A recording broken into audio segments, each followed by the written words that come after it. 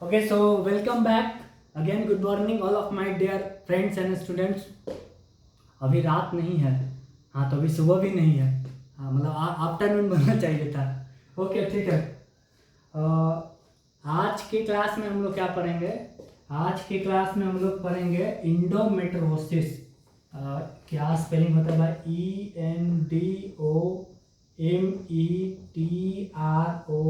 ENDOMETROSIS, इंडोमेट्रोसिस।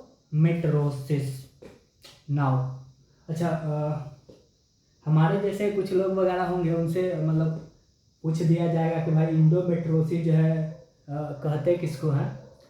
तो मतलब हमारे जैसे कम पढ़े लिखे लोग, उनको पता ही नहीं चल रहा है कि भाई इंडोमेट्रोसिस होता क्या है। तो वो क्या हो गया, दो वर्ड देखेंगे, एक इंडो देखेंगे और एक मेट्रोसिस देखेंगे। अच्छा अच्छा, इंडो जब वर्ड सुनेंगे तो उनको लगेगा कि something like inner inner side ना, और मेट्रोसिस वगैरह जो देखेंगे तो उनको लगेगा अच्छा मेट्रो ट्रो की बात हो रहा है कब। तो हमारे जैसे कम पढ़े लिखे लोग हैं, वो लोग तो डिफिनेशन देंगे कि भाई जो मेट्रो के अंदर बैठ के जाते हैं उनको इंडोमेट्रोसिस कहते हैं।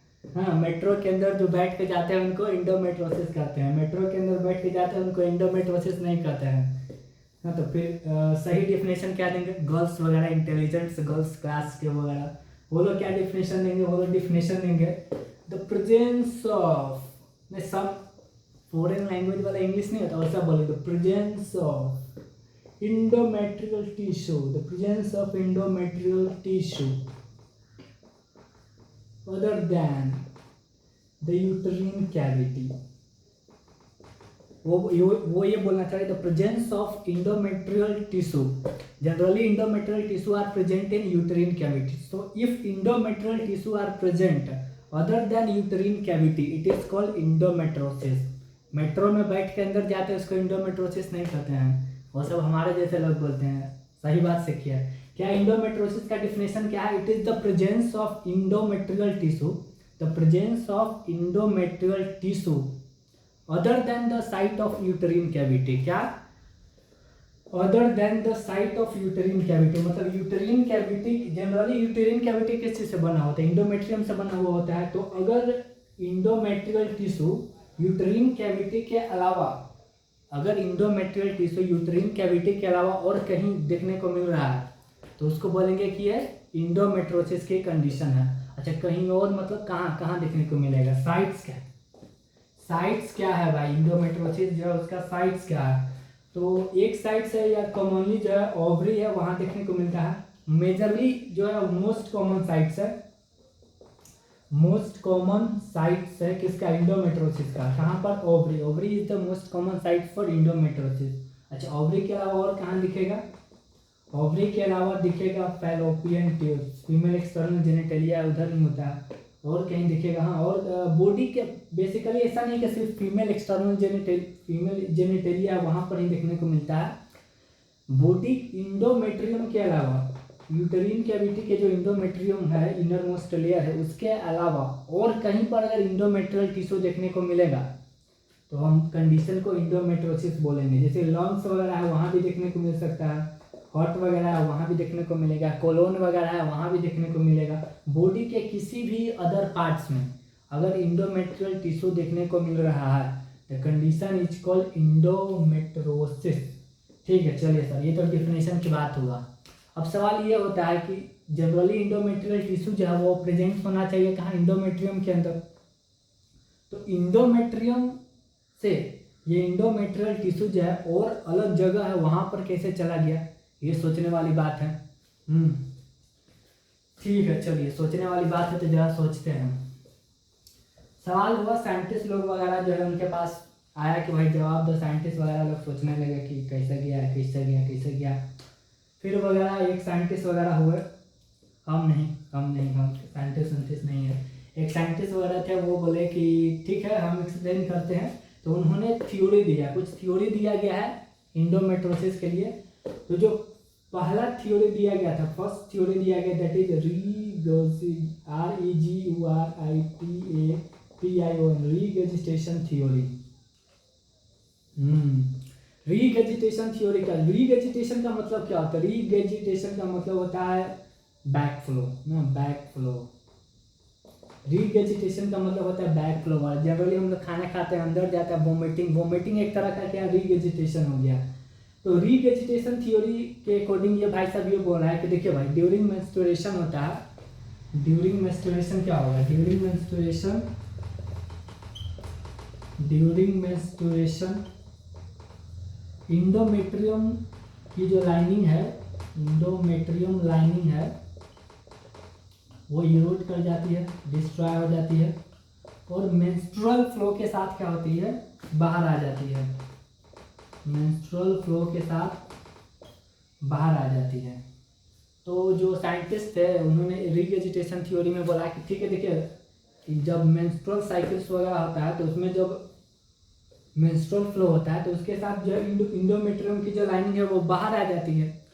तो उन्होंने बोला ठीक है चलिए अगर इंडोमेट्रियम मेंस्ट्रुअल फ्लो के थ्रू अगर बाहर आ ही रहा होगा तो हो सके कुछ इस तरह का कुछ मतलब रिफ्लैक्स हुआ होगा जिसकी वजह से क्या हो गया हो कि इंडोमेट्रियम टिश्यू का रीगेजिटेशन मतलब बैक फ्लो हो गया। बैक फ्लो होने की वजह से क्या हो जाता है कि ये जो इंडोमेट्रियम टिश्यू है वो ओवरी वगैरह है वहाँ पर चला जाता है, फैलोपियन ट्यूब्स वगैरह है वहाँ पर चला जाता है। मिला जुला कर सही बात करें, हो सकता है अगर ड्यूरिंग मेंस्ट्रुअल फ्लो वगैरह हो सकता है टिश्यू का बैक फ्लो हो सकता है, पॉसिबिलिटी है रीगेजिटेशन थ्योरी ये बोल रहा है। तो पर इस थ्योरी के साथ दिक्कत ये हो जा रहा है कि ये थ्योरी ये एक्सप्लेन नहीं कर पा रहा है कि इंडोमेट्रियम जो टिश्यू है, इंडोमेट्रियम टिश्यू है वो लंग्स डिस्टिंक्ट ऑर्गन जैसे कि लंग्स हो गया, हार्ट्स हो गया, कोलोन्स हो गया, किडनी हो गया, इधर कैसे चला गया। एक बात के लिए मान रहे ठीक है आप बोल रहे हैं बैक फ्लो वगैरह हुआ हो तो बैक फ्लो होगा तो ठीक है जो फीमेल जेनिटेलिया वहाँ तक रहेगा, वहाँ तक तो वहाँ तक तो ये थ्योरी सही से एक्सप्लेन कर रहा है कि हाँ भाई सही है चलिए रीगेजिटेशन वगैरह हुआ होगा तो रीगेजिटेशन की वजह से क्या हुआ होगा कि जो ओवरी वगैरह है, फैलोपियन ट्यूब्स वगैरह है वहाँ पर जा सकता है। लेकिन ये थ्योरी ये नहीं एक्सप्लेन कर पा रहा है कि किस तरह से जो डिस्टिंक्ट ऑर्गन्स है वहाँ पर इंडोमेट्रियल टिश्यू का डिपोजिशन हुआ होगा। अगेन साइंटिस्ट वगैरह थे उनके पास फिर से सोचने वाली बात होगी भाई अब एक्सप्लेन वगैरह करना है कैसे हुआ होगा नहीं हुआ होगा। फिर एक और साइंटिस्ट वगैरह है कुछ दिमाग वगैरह लगाया कि कैसे करना है कैसे करना है कैसे करना है। तो फिर जो सेकेंड थ्योरी दिया गया फॉर इंडोमेट्रोसिस ऑफ डिस्टिंक्ट ऑर्गन उसको बोला गया बिनाइन मेटास्टैटिक थ्योरी। उस थ्योरी का क्या नाम दिया गया भाई, बिनाइन मेटास्टैटिक थ्योरी। ये वाला जो वर्ड जो है ना विनाइन और मेटास्टेसिस इसको लेकर कंफ्यूज नहीं कर। जनरली जो विनाइन वाला जो कंडीशन होता है ना वहाँ पर मेटास्टेसिस नहीं होता है, ठीक है। विनाइन में थोड़ी metastasis the feature of cancerous condition है ना, पर इंडोमेट्रोसिस तो कैंसर है नहीं बेसिकली। तो कैंसर को लेकर इधर कंफ्यूज नहीं हो जाना है कि भाई बिनाइन है, बिनाइन तो मेटास्टेसिस शो नहीं करता है तो क्या है मेटास्टेसिस लिख रहे हैं। ये थ्योरी दिया गया है इंडोमेट्रोसिस को एक्सप्लेन करने के, इसको कैंसर को लेकर कोई लेना देना नहीं है, ठीक है। वापस थ्योरी पर आते हैं। बिनाइन मेटास्टैटिक थ्योरी क्या बोलता है, बिनाइन मेटास्टैटिक थ्योरी ये बोलता है कि चलिए भाई इतना तो मानते हैं कि ये जो है यूटेरिन क्या होती है यूटेरिन कैविटी है, ठीक है। तो यूटेरिन कैविटी की जो ब्लड सप्लाई होती है वो किसके द्वारा हो गया, स्पाइरल आर्टरी। स्पाइरल आर्टरी जो होगा वो यूटेरिन कैविटी को ब्लड सप्लाई करेगा, ठीक है भाई। स्पाइरल आर्टरी जो होगा यूटेरिन कैविटी को ब्लड सप्लाई करेगा, इसमें कोई दिक्कत की बात नहीं है, ठीक है। तो मेंस्ट्रुअल साइकिल्स जो होता है जब ऑपरेट्स होता है तो उस दौरान क्या होता है साइक्लिक इंडोमेट्रियल जो है ये इरोड कर जाएगा। इरोड करने के बाद उसके बाद मेंस्ट्रुअल फ्लो के थ्रू ये क्या होता है बाहर चला आता है, मेंस्ट्रुअल फ्लो के थ्रू बाहर चला आता है। तो ये भाई साहब ये बोल रहे थे कि देखिए जब इंडोमेट्रियम की जब लाइनिंग है वो जब इरोड करेगी तो उसका जो ब्लड सप्लाई है कौन स्पाइरल आर्टरी उसके साथ वो भी डिजनरेट कर जाता है और फिर से नया एंजियोजेनेसिस होता है, मतलब फिर से नया स्पाइरल आर्टरी का फॉर्मेशन होता है। तो ये करना चाह रहा है कि जब ओल्ड स्पाइरल आर्टरी है वो इंडोमेट्रियम के साथ जब डिजनरेट कर जाता है और फिर जब नया इंडोमेट्रियम को बनता है और उसको सप्लाई के लिए फिर से नया स्पाइरल आर्टरी मतलब एंजियोजेनेसिस का जो प्रोसेस होता है तो उस दौरान चांसेस कुछ बनता है कि ये इंडोमेट्रियल टिश्यू जो है ये स्पाइरल आर्टेरियोल जो है उसके अंदर इंटर कर जाए। तो जब इंडोमेट्रियल टिश्यू जो है स्पाइरल आर्टेरियोल्स के अंदर इंटर कर जाएगा, ब्लड सर्कुलेशन के अंदर आ जाएगा, और जब ब्लड सर्कुलेशन के अंदर आ जाएगा तो कहीं भी जा सकता है। तो इस वजह से क्या होता है कि ये बिनाइन मेटास्टैटिक थ्योरी जो है वो एक्सप्लेन कर रहा था कि किस तरीके से जो डिस्टिंक्ट ऑर्गन है वहाँ पर इंडोमेट्रोसिस की कंडीशन होती है। ठीक है, चलिए एक और थ्योरी दिया गया है। एक और थ्योरी वो मतलब क्या बोलते हैं, बहुत ज़्यादा सोच समझ इतना नहीं किया। थ्योरी सिलोमिक मेटाप्लास्टिक थ्योरी, तीसरा थ्योरी जो दिया गया है सिलोमिक मेटाप्लास्टिक थ्योरी। देखिए मेटाप्लास्टिक का मतलब क्या होता है, change one form of tissue into another form ना, changing one form of tissue into another form. ठीक है, तो ये सिंपल बोलते हैं भाई, ठीक है आप यही बोलना चाह रहे हैं ना कि अदर जगह है वहाँ पर ही इंडोमेट्रियल टिश्यू कैसे आ गया, मेटाप्लेसिया वहाँ हो गया, वहाँ जो भी टिश्यू हुआ होगा वो इंडोमेट्रियल टिश्यू में कन्वर्ट हो गया होगा, सिंपल सी बात कर दी।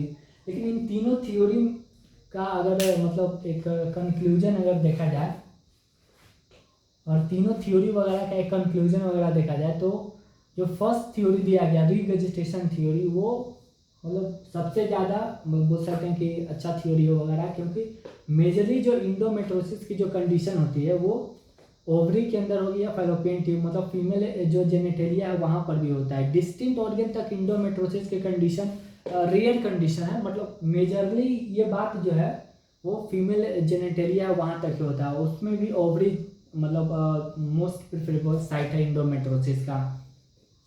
तो जब ओवरी मोस्ट प्रिफरेबल साइट है इंडोमेट्रोसिस का, तो वहाँ रीवेजिटेशन थ्योरी सही से एक्सप्लेन कर रहा है कि यार ठीक है बैकफ्लो हुआ होगा, उसकी वजह से इंडोमेट्रियल टिश्यू जो है वहाँ पर डिपॉजिट हो गया होगा। तो इन तीनों थ्योरी में से जो अगर हमसे पूछा जाए कि कौन सबसे बेस्ट थ्योरी है, तो वो रीवेजिटेशन थ्योरी हो गया। तो अब तक हमने क्या देखा, अब तक हमने ये देखा कि इंडोमेट्रोसिस जो है वो होता क्या है।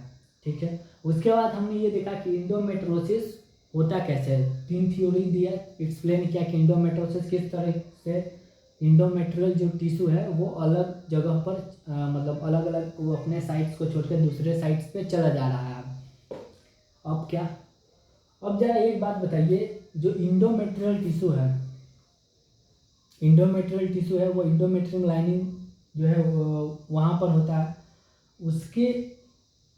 उसका जो एक्चुअल साइट्स है, एक्चुअल साइट्स को अगर छोड़ दिया जाए, मतलब उसके अलावा जो अदर डिस्टिंक्ट साइट है या फीमेल एक्सटर्नल जेनिटेरिया वाला साइट है, वहाँ पर जब ये टिश्यू जाएगा, तो जब दूसरे जगह पर टिश्यू जाएगा तो उसके पास पहला कंडीशन ये है कि वहाँ पर एक टिश्यू जो है सर्वाइव कैसे करेगा, सर्वाइबिलिटी कैसे हो रही है।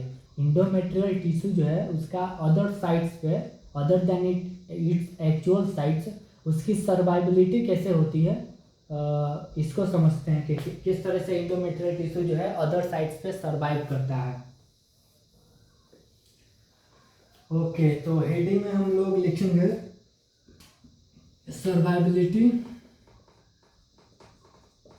Of endometrial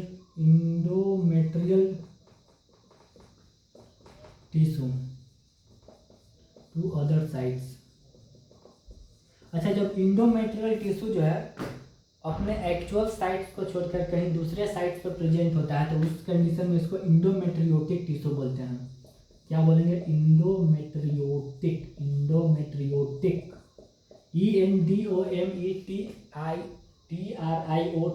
इंडोमेट्रियोटिक tissue. अभी मतलब लेक्चर के दौरान हो सके इंडोमेट्रियोटिक टिश्यू वगैरह वर्ड यूज किया जाए, इसको लेकर कंफ्यूज नहीं होना है। मैं यहाँ दो वर्ड मैं बोल रहा हूँ, एक इंडोमेट्रियोटिक टिश्यू होता है और एक इंडोमेट्रियल टिश्यू होता है। ठीक है, इन दोनों वर्ड को जरा समझिए मैं क्या बोल रहा हूँ।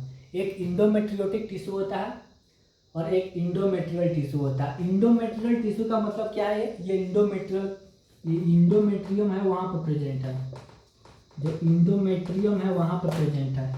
इंडोमेट्रियोटिक्स का मतलब क्या, other than the endometrium site.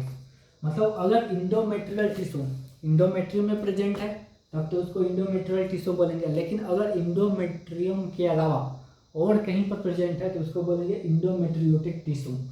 तो जो पहला लिखे हुआ था heading survival of endometrial tissue other than the sites, किस तरीके से सर्वाइवल जो है वो होता है। अगेन फिर साइंटिस्ट वगैरह जो लोग थे उनका तो यही काम ही है, लगे हुए रहते हैं खोजबीन करने में क्या चीज़ है नहीं है वगैरह। तो साइंटिस्ट वगैरह जो थे उनके सामने फिर चुनौती आ गया। अब उनको एक्सप्लेन करना था कि भाई ये जो इंडोमेट्रियोटिक टिश्यू है वो सर्वाइव कैसे कर रहा है, क्योंकि जनरली अगर कोई दूसरा टिश्यू किसी दूसरा जगह पर जाएगा तो माइक्रोफेजेस वगैरह उसको डिस्ट्रॉय कर देता है, लेकिन ये टिश्यू वहाँ पर लिविंग कंडीशन में कैसे सर्वाइव कर रहा था। ये मतलब साइंटिस्ट वगैरह जो लोग थे उनको सोचने की बात है कि भाई एक्सप्लेन करना था कि भाई एक्सप्लेन करिए वगैरह कैसे ये चीज़ें हो रहा है।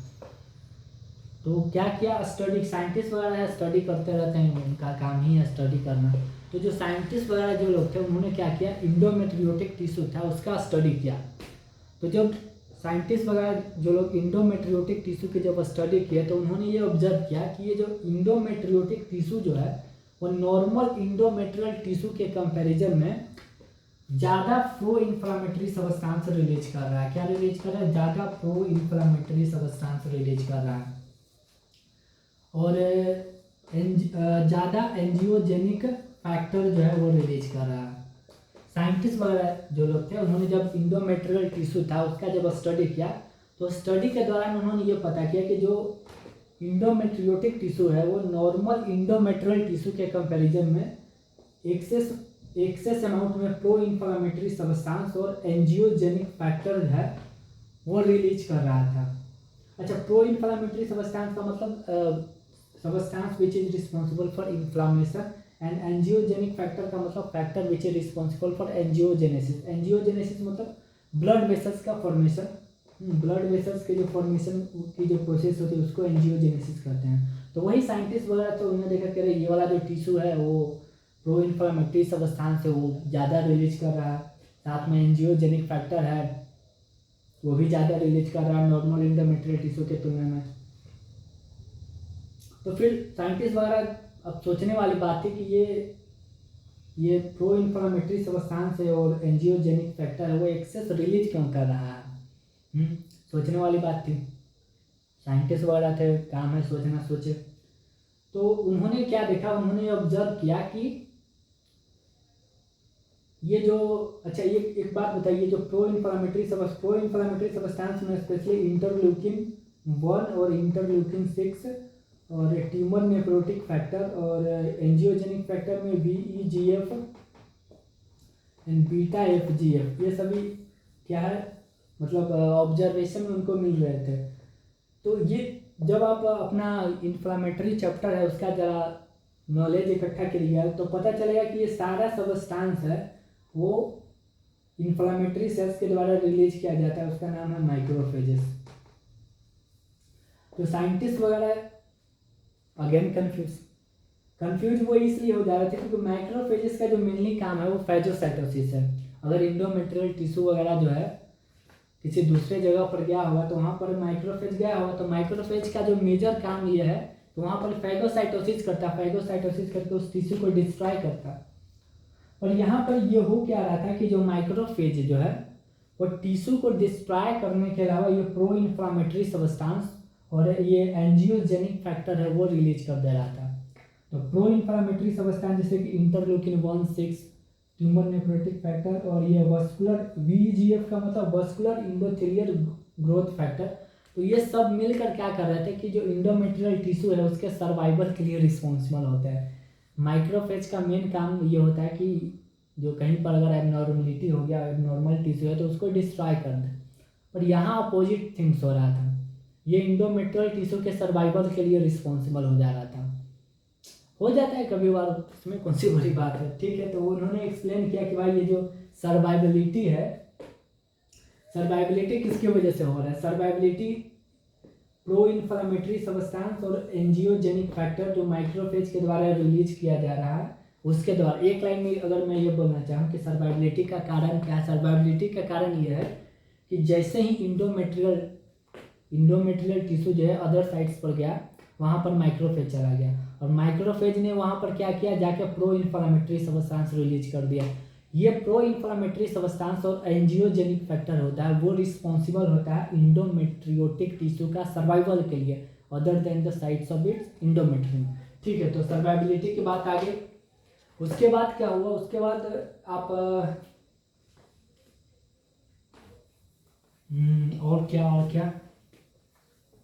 उसके बाद जब आप बुक्स वगैरह में पढ़ेंगे या प्रोफेसर वगैरह आपको पढ़ाएंगे या आपके फ्रेंड वगैरह जो होंगे, वो एक कॉमन वर्ड वगैरह वो लोग हमें क्लास में हल्ला करते रहेगा कि चॉकलेट से स्ट्रॉबेरी, चॉकलेट से स्ट्रॉबेरी, चॉकलेट से स्ट्रॉबेरी, चॉकलेट से स्ट्रॉबेरी, चॉकलेट सिस्ट ओवरी। तो आप समझते हैं कि ये चॉकलेट सिस्ट ओवरी जो है क्या है, किस बात के लिए लोग हल्ला करते रहते हैं, chocolate cyst ovary, chocolate cyst ovary. Teacher वगैरह भी बोलेंगे चॉकलेट सिस्ट ओवरी। तो चॉकलेट सिस्ट ओवरी कुछ नहीं है, ये इंडोमेट्रोसिस है, इंडोमेट्रोसिस है विद इन द ओवरी। ठीक है, जब मतलब ओवरी के अंदर जब इंडोमेट्रियल टिश्यू है उसका डिपोजिशन हो जाता है, तो वो क्या होता है, चॉकलेट कलर अपीयर कर देता है। क्या मैं बोल रहा हूँ, इंडोमेट्रियल टिश्यू है, जब ओवरी के अंदर डिपॉजिट होता है, ओवरी के अंदर उसका माइग्रेशन हो जाता है, तो ये क्या करता है, ओवरी के अंदर चॉकलेट कलर प्रोड्यूस कर देता है, इसीलिए उसको क्या बोलते हैं, चॉकलेट सिस्ट ओवरी। बट हमारा ये फोकस नहीं है कि चॉकलेट कलर कैसे, मतलब चॉकलेट कलर जो है प्रोड्यूस हो रहा है, हमारा मोटिव है कि वो चॉकलेट कलर प्रोड्यूस तो हो रहा है, और वो क्यों चॉकलेट कलर प्रोड्यूस हो रहा है, चॉकलेट कलर के अलावा और कोई दूसरा कलर भी तो हो सकता है, चॉकलेट कलर ही क्यों प्रोड्यूस हो रहा है। तो समझते हैं कि ये भाई चॉकलेट कलर जो है वो चॉकलेट कलर ही क्यों प्रोड्यूस हुआ, और कोई दूसरा कलर क्या नहीं प्रोड्यूस हुआ, समझते हैं क्या हो रहा है।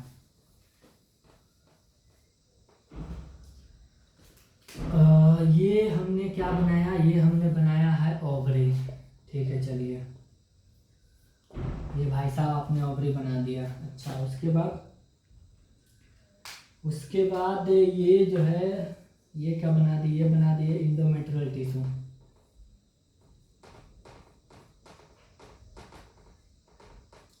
इंडोमेट्रियल टिश्यू देखिए हुआ क्या, अभी तक हमने आपको एक्सप्लेन किया कि जो इंडोमेट्रियल टिश्यू है वो लिविंग टिश्यू है ना।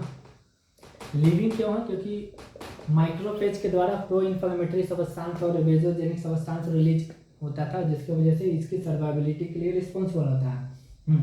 ठीक है, ओके। इंडोमेट्रियल टिश्यू एक लिविंग टिश्यू है।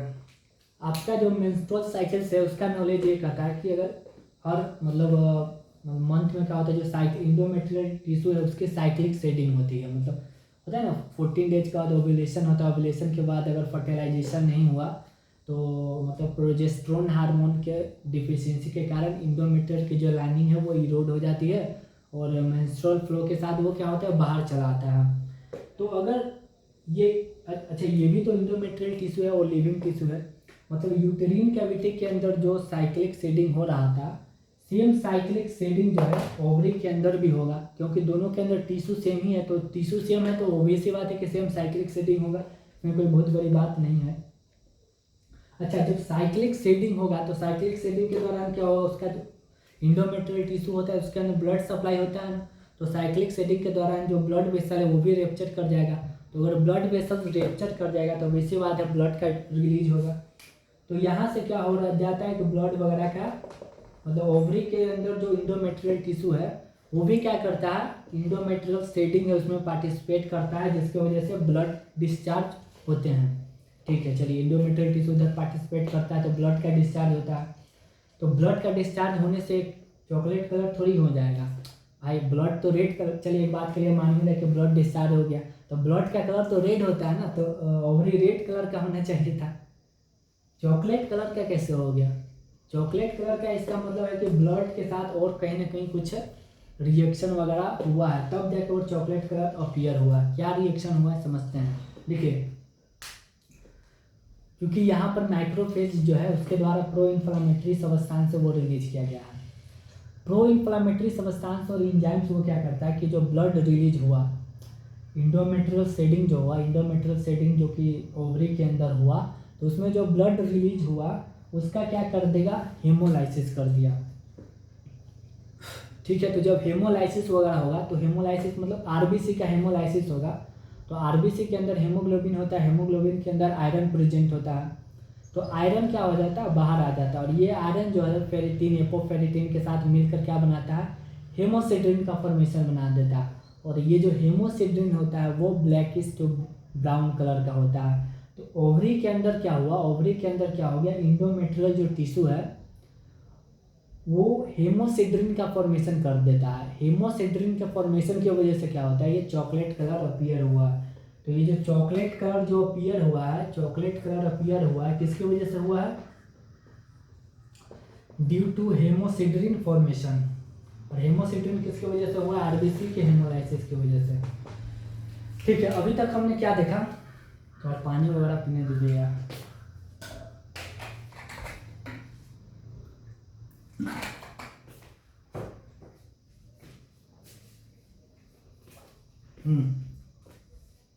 अभी तक हमने क्या देखा, अभी तक हमने आपको बताया कि व्हाइट शर्ट सारा मार्कर लगने का भी डर वगैरह रहता है। नेक्स्ट बार से व्हाइट शर्ट पहन के नहीं बनाएंगे वीडियो। ठीक है, मैं ये बोलना चाह रहा हूँ कि इंडोमेट्रोसिस में अभी तक हमने क्या देखा, इंडोमेट्रोसिस में हमने डिफिनेशन देखा कि इंडोमेट्रोसिस होता क्या है। देन उसके बाद हमने ये देखा कि इंडोमेट्रोसिस कैसे होता है, उसके लिए जो 3 थ्योरी दिया गया वो देखा। देन उसके बाद क्या देखा, उसके बाद हमने देखा कि इंडोमेट्रोसिस टिश्यू है वो किस तरह, कौन सा फैक्टर है जो कि इंडोमेट्रियोटिक टिश्यू है उसके सर्वाइवल के लिए रिस्पॉन्सिबल है। ठीक है, देन उसके बाद हमने देखा कि चॉकलेट सिस्ट ओवरी है वो चॉकलेट कलर्स का क्यों अपीयर होता है। इतना चीज़ अभी तक हम लोग देख चुके हैं। उसके बाद आते हैं इसका क्लिनिकल सिम्टम्स के ऊपर ना। पेशेंट वगैरह आएगा तो क्या बोलेंगे वगैरह पेशेंट ना, इंडोमेट्रियोसिस का अगर कोई पेशेंट आएगा आपके पास तो पेशेंट क्या किस तरीके से सिम्टम्स बोलेगा। तो इससे पहले कि हम पेशेंट वगैरह जो है आपको सिम्टम्स बताएं और सिम्टम्स के जो कारण हैं वो समझते हैं। देखिए ये जो ओवरी के अंदर जो इंडोमेट्रियल टिश्यू है, ओवरी के अंदर जो इंडोमेट्रियल टिश्यू है साइक्लिक चेंज के अंदर जा रहा है। साइक्लिक चेंज के शेडिंग की वजह से क्या होता है, ब्लड रिलीज हो रहा है, लेकिन ये ब्लड बाहर आएगा नहीं आएगा, ओवरी के अंदर है ना, ब्लड कैसे बाहर आएगा। साथ में क्या है कि प्रो इन्फ्लामेटरी सबस्टांस है वो भी प्रेजेंट होता है जो कि उसका हेमोलाइसिस करता है। तो प्रो इन्फ्लामेटरी सबस्टांस के द्वारा जब आरबीसी का हेमोलाइसिस होता है that are responsible for pain. तो अगर कोई इंडोमेट्रोसिस का पेशेंट आपके पास आएगा तो उसका जो कॉमन सिम्टम्स है वो ये बोलेंगे कि भाई हम जब मेंस्ट्रुअल साइकिल जब ऑपरेट्स होता है तो उस दौरान उनको क्या होगा, पेल्विक पेन या एब्डोमिनल पेन वगैरह होता है। तो पेल्विक पेन या abdominal pain is the common symptoms for endometriosis. देखिए इंडोमेट्रियोटिक टिश्यू अलग अलग साइट पर प्रेजेंट होता है, उसका सिम्टम्स अलग अलग होगा। जैसे कि अगर इंडोमेट्रियल टिश्यू वगैरह है वो मतलब ओवरी वगैरह है, वो ओवरी अगर साइड से तो क्या बोला जा रहा है, पेनफुल मेंस्ट्रुअल ब्लीडिंग होगा। पेनफुल मेंस्ट्रुअल ब्लीडिंग जो है वो देखने को मिलेगा। इस पेनफुल मेंस्ट्रुअल ब्लीडिंग को साइंटिफिकली लैंग्वेज में डिसमेनोरिया बोला जाता है, डिसमेनोरिया। ठीक है, तो डिसमेनोरिया की जो सिम्टम्स है देखने को मिलेगी कब, जब इंडोमेट्रोसिस ओवरी में हुआ। इसके अलावा अदर कोई क्लिनिकल सिम्टम्स होता है, हाँ बिल्कुल, अगर लंग्स वगैरह है, लंग्स के अंदर इंडोमेट्रियल टिश्यू है, अगर वहाँ पर इंडोमेट्रोसिस हुआ होगा तो जब कफिंग वगैरह होगा तो उसके साथ ब्लड रिलीज होगा, और इस कंडीशन को हेमोप्टोसिस ऐसे कुछ बोलते हैं। तो लंग्स के अंदर जो कफिंग के दौरान क्या होता है, ब्लड रिलीज होगा। अच्छा, अगर कोलोन के अंदर इंडोमेट्रियल टिश्यू होगा तब क्या कंडीशन होगा, कोलोन के अंदर अगर इंडोमेट्रियल टिश्यू प्रेजेंट होगा तो जब स्टूल डिस्चार्ज होगा तो स्टूल डिस्चार्ज के दौरान क्या होगा, ब्लड प्रेजेंट होगा। तो ये कुछ क्लिनिकल सिम्टम्स हो गए depending upon the sites where the endometrial tissue are present.